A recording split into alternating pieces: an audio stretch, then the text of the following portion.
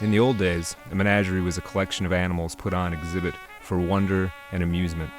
Often they were animals from the region, an elk, say, or a bear. But sometimes in the cage was a creature far stranger. This is a recording of The Man of the Crowd, written by Edgar Allan Poe in 1840. It was well said of a certain German book that lasst sich nicht lesen. It does not permit itself to be read. There are some secrets which do not permit themselves to be told. Men die nightly in their beds, wringing the hands of ghostly confessors and looking them piteously in the eyes, die with despair of heart and convulsion of throat, on account of the hideousness of mysteries which will not suffer themselves to be revealed. Now and then, alas, the conscience of man takes up a burthen so heavy in horror that it can be thrown down only into the grave, and thus the essence of all crime is undivulged. Not long ago, about the closing in of an evening in autumn, I sat at the large bow window of the D Coffee House in London. For some months I had been ill in health, but was now convalescent, and with returning strength found myself in one of those happy moods which are so precisely the converse of ennui, moods of the keenest appetency, when the film from the mental vision departs and the intellect, electrified, surpasses as greatly its everyday condition as the vivid yet candid reason of Leibniz, the mad and flimsy rhetoric of Gorgias. Merely to breathe was enjoyment, and I derived positive pleasure even from many of the legitimate sources of pain. I felt a calm but inquisitive interest in everything. With a cigar in my mouth and a newspaper in my lap, I had been amusing myself for the greater part of the afternoon, now in poring over advertisements, now in observing the promiscuous company in the room, and now in peering through the smoky panes into the street. This latter is one of the principal thoroughfares of the city, and had been very much crowded during the whole day, but as the darkness came on, the throng momently increased, and by the time the lamps were well lighted, two dense and continuous tides of population were rushing past the door. At this particular period of the evening, I had never before been in a similar situation, and the tumultuous sea of heads filled me, therefore, with a delicious novelty of emotion. I gave up, at length, all care of things within the hotel and became absorbed in contemplation of the scene without. At first, my observations took an abstract and generalizing turn. I looked at the passengers in masses and thought of them in their aggregate relations. Soon, however, I descended to details and regarded with minute interest the innumerable varieties of figure, dress, air, gait, and expression of countenance. By far, the greater number of those who went by had a satisfied, business-like demeanor and seemed to be thinking only of making their way through the press. Their brows were knit and their eyes rolled quickly. When pushed against by fellow wayfarers, they evinced no symptom of impatience, but adjusted their clothes and hurried on. Others, still a numerous class, were restless in their movements, had flushed faces, and talked and gesticulated to themselves, as if feeling in solitude on account of this very denseness of the company around. When impeded in their progress, these people suddenly ceased muttering, but redoubled their gesticulations and awaited, with an absent and overdone smile upon the lips, the course of the persons impeding them. If jostled, they bowed profusely to the jostlers and appeared overwhelmed with confusion. There was nothing very distinctive about these two large classes beyond what I have noted. Their habiliments belonged to that order which is pointedly termed the decent. They were undoubtedly noblemen, merchants, attorneys, tradesmen, stock-jobbers, the eupatrids and the commonplaces of society, men of leisure and men actively engaged in affairs of their own, conducting business upon their own responsibility. They did not greatly excite my attention. The tribe of clerks was an obvious one, and here I discerned two remarkable divisions. There were the junior clerks of flash houses, young gentlemen with tight coats, bright boots, well-oiled hair, and supercilious lips. Setting aside a certain dapperness of carriage which may be termed deschism for want of a better word, the manner of these persons seemed to me an exact facsimile of what had been the perfection of bon ton about 12 or 18 months before. They were the cast-off graces of the gentry, and this, I believe, involves the best definition of the class. The division of the upper clerks of staunch firms or of the steady old fellows, it was not possible to mistake. These were known by their coats and pantaloons of black or brown, made to sit comfortably, with white cravats and waistcoats, broad, solid-looking shoes, and thick hose or gaiters. They had all slightly bald heads, from which the right ears, long used to pen-holding, had an odd habit of standing off on end. I observed that they always removed or settled their hats with both hands, and wore watches with short gold chains of a substantial and ancient pattern. Theirs was the affectation of respectability, if indeed there be an affectation so honorable. There were many individuals of dashing appearance whom I easily understood as belonging to the race of swell pickpockets, with which all great cities are infested. I watched these gentry with much inquisitiveness, and found it difficult to imagine how they should ever be mistaken for gentlemen by gentlemen themselves. Their voluminousness of wristband, with an air of excessive frankness, should betray them at once. The gamblers, of whom I descried not a few, were still more easily recognizable. They wore every variety of dress, from that of the desperate thimble-rig bully with velvet waistcoat, fancy neckerchief, gilt chains, and filigreed buttons, to that of the scrupulously inornate clergyman, than which nothing could be less liable to suspicion. So all were distinguished by a certain sodden swarthiness of complexion, a filmy dimness of eye, and pallor and compression of lip. There were two other traits, moreover, by which I could always detect them: a guarded lowness of tone in conversation, and a more than ordinary extension of the thumb in a direction at right angles with the fingers. Very often, in company with these sharpers, I observed an order of men somewhat different in habits, but still birds of a kindred feather. They may be defined as the gentlemen who live by their wits. They seem to prey upon the public in two battalions, that of the dandies and that of the military men. Of the first grade, the leading features are long locks and smiles. Of the second, frogged coats and frowns. Descending in the scale of what is termed gentility, I found darker and deeper themes for speculation. I saw Jewish peddlers with hawk eyes flashing from countenances whose every other feature wore only an expression of abject humility.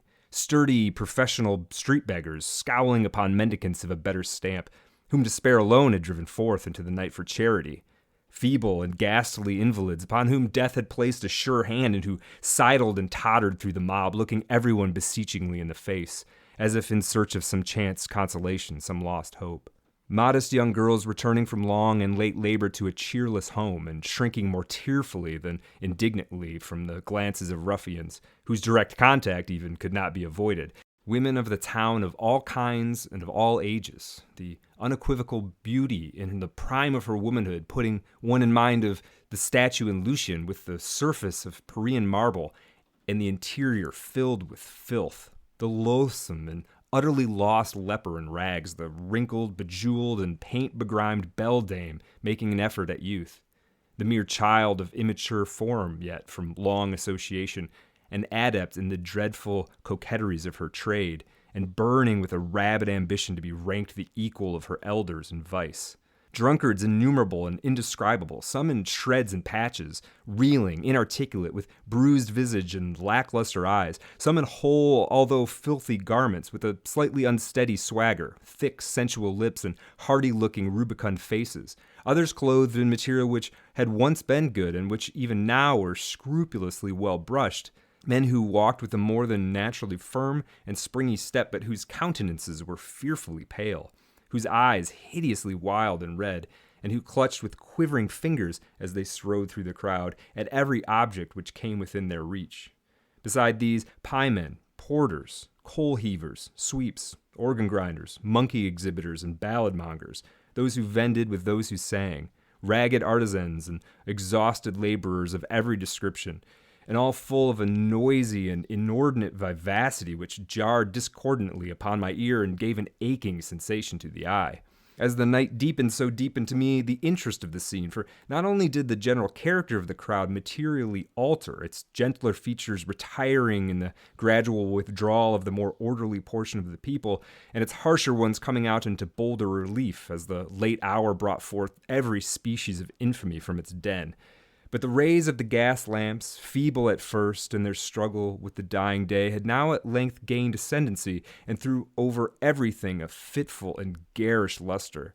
All was dark, yet splendid, as that ebony to which has been likened the style of Tertullian. The wild effects of the light enchained me to an examination of individual faces. and although the rapidity with which the world of light flitted before the window prevented me from casting more than a glance upon each face, still it seemed that in my then peculiar mental state I could frequently read, even in that brief interval of a glance, the history of long years. With my brow to the glass, I was thus occupied in scrutinizing the mob, when suddenly there came into view a countenance, that of a decrepit old man, some 65 or 70 years of age, which at once arrested and absorbed my whole attention on account of the absolute idiosyncrasy of its expression. Anything even remotely resembling that expression I had never seen before. I well remember that my first thought upon beholding it was that wretch, had he viewed it, would have greatly preferred it to his own pictorial incarnations of the fiend. As I endeavored, during the brief minute of my original survey, to form some analysis of the meaning conveyed, there arose confusedly and paradoxically within my mind the ideas of vast mental power, of caution, of penuriousness, of avarice, of coolness, of malice, of bloodthirstiness, of triumph, of merriment, of excessive terror, of intense, of supreme despair. I felt singularly aroused, startled, fascinated.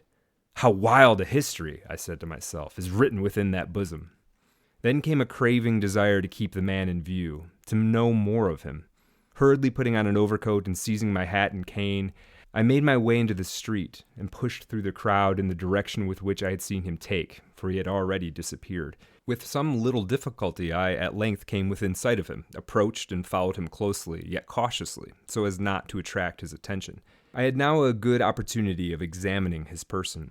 He was short in stature, very thin, and apparently very feeble. His clothes generally were filthy and ragged, but as he came now and then within the strong glare of a lamp, I perceived that his linen, although dirty, was of beautiful texture, and my vision deceived me, or through a rent in a closely buttoned and evidently second-hand roquelaire which enveloped him, I caught a glimpse both of a diamond and of a dagger. These observations heightened my curiosity, and I resolved to follow the stranger wheresoever he should go. It was now fully nightfall, and a thick, humid fog hung over the city, soon ending in a settled and heavy rain. This change of weather had an odd effect upon the crowd, the whole of which was at once put into new commotion and overshadowed by a world of umbrellas. The waver, the jostle, and the hum increased in a tenfold degree. For my own part, I did not much regard the rain, the lurking of an old fever in my system rendering the moisture somewhat too dangerously pleasant. Tying a handkerchief about my mouth, I kept on. For half an hour the old man held his way with difficulty along the great thoroughfare, and I here walked close at his elbow through fear of losing sight of him. Never once turning his head to look back, he did not observe me. By and by he passed into a cross street which, although densely filled with people, was not quite so much thronged as the main one he had quitted. Here a change in his demeanor became evident. He walked more slowly and with less object than before, more hesitatingly. He crossed and recrossed the way repeatedly without apparent aim, and the press was still so thick that, at every such movement, I was obliged to follow him closely. The street was a narrow and long one, and his course lay within it for nearly an hour, during which the passengers had gradually diminished to about that number which is ordinarily seen at noon in Broadway near the park. So vast a difference is there between a London populace and that of the most frequented American city. A second turn brought us into a square, brilliantly lighted and overflowing with life. The old manner of the stranger reappeared. His chin fell upon his breast, while his eyes rolled wildly from under his knit brows, in every direction, upon those who hemmed him in. He urged his way steadily and perseveringly. I was surprised, however, to find upon his having made the circuit of the square that he turned and retraced his step. Still more was I astonished to see him repeat the same walk several times, once nearly detecting me as he came around with a sudden movement. In this exercise he spent another hour, at the end of which we met with far less interruption from passengers than at first. The rain fell fast, the air grew cool, and the people were retiring to their homes. With a gesture of impatience, the wanderer passed into a by-street, comparatively deserted. Down this, some quarter of a mile long, he rushed with an activity I could not have dreamed of seeing in one so aged, and which put me to much trouble in pursuit. A few minutes brought us to a large and busy bazaar, with the localities of which the stranger appeared well acquainted, and where his original demeanor again became apparent, as he forced his way to and fro, without aim, among the host of buyers and sellers. During the hour and a half, or thereabouts, which we passed in this place, it required much caution on my part to keep him within reach without attracting his observation. Luckily, I wore a pair of overshoes and could move about in perfect silence. At no moment did he see that I watched him. He entered shop after shop, priced nothing, spoke no word, and looked at all objects with a wild and vacant stare. I was now utterly amazed at his behavior and firmly resolved that we should not part until I had satisfied myself in some measure, respecting him. A loud-toned clock struck 11, and the company were fast deserting the bazaar. A shopkeeper, in putting up a shutter, jostled the old man, and at the instant I saw a strong shudder come over his frame. He hurried into the street, looked anxiously around him for an instant, and then ran with incredible swiftness through many crooked and peopleless lanes, until we emerged once more upon the great thoroughfare, whence he had started, the street of the D Hotel. Until we emerged once more on the great thoroughfare whence we had started, the street of the D Hotel. It no longer wore, however, the same aspect. It was still brilliant with gas, but the rain fell fiercely, and there were few persons to be seen. The stranger grew pale. He walked moodily some paces up onto the once populous avenue, then, with a heavy sigh, turned in the direction of the river, and plunging through a great variety of devious ways, came out, at length, in view of one of the principal theaters. It was about being closed, and the audience were thronging from the doors. I saw the old man gasp as if for breath while he threw himself amid the crowd, but I thought that the intense agony of his countenance had, in some measure, abated. His head again fell upon his breast. He appeared as I had seen him at first. I observed that he now took the course in which had gone the greater number of the audience, but upon the whole I was at a loss to comprehend the waywardness of his actions. As he proceeded, the company grew more scattered, and his old uneasiness and vacillation were resumed. For some time he followed closely a party of some 10 or 12 roisterers, but from this number one by one dropped off until 3 only remained together, in a narrow and gloomy lane little frequented. The stranger paused, and for a moment seemed lost in thought, then with every mark of agitation pursued rapidly a route which brought us to the verge of the city, amid regions very different from those we had hitherto traversed. It was the most noisome quarter of London, where everything wore the worst impress of the most deplorable poverty and of the most desperate crime. By the dim light of an accidental lamp, tall, antique, worm-eaten wooden tenements were seen tottering to their fall, in directions so many and capricious that scarce the semblance of a passage was discernible between them. The paving stones lay at random, displaced from their beds by the rankly growing grass. Horrible filth festered in the dammed-up gutters. The whole atmosphere teemed with desolation. Yet, as we proceeded, the sounds of human life revived by sure degrees, and at length large bands of the most abandoned of a London populace were seen reeling to and fro. The spirits of the old man again flickered up, as a lamp which is near its death hour. Once more he strode onward with elastic tread. Suddenly a corner was turned. A blaze of light burst upon our sight, and we stood before one of the huge suburban temples of intemperance, one of the palaces of the fiend, Gin. It was now nearly daybreak, but a number of wretched inebriates still pressed in and out of the flaunting entrance. With a half-shriek of joy, the old man forced a passage within, resumed at once his original bearing, and stalked backward and forward, without apparent object, among the throng. He had not been thus long occupied, however, before a rush to the doors gave token that the host was closing them for the night. It was something even more intense than despair that I then observed upon the countenance of the singular being whom I had watched so pertinaciously. Yet he did not hesitate in his career, but with a mad energy retraced his steps at once to the heart of the mighty London. Long and swiftly he fled, while I followed him in the wildest amazement, resolute not to abandon a scrutiny in which I now felt an interest all-absorbing.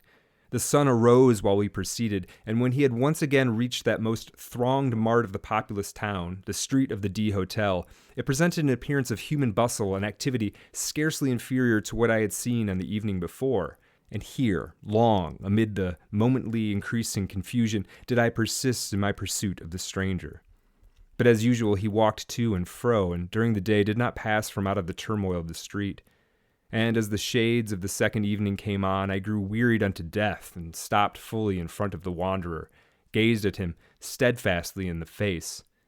He noticed me not, but resumed his solemn walk, while I, ceasing to follow, remained absorbed in contemplation.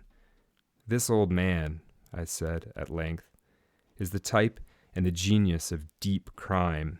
He refuses to be alone. He is the man of the crowd. It will be in vain to follow, for I shall learn no more of him, nor of his deeds. The worst heart of the world is a grosser book than the Hortulus Animae, and perhaps it is but one of the great mercies of God that Erlast sich nicht lesen. It does not permit itself to be read.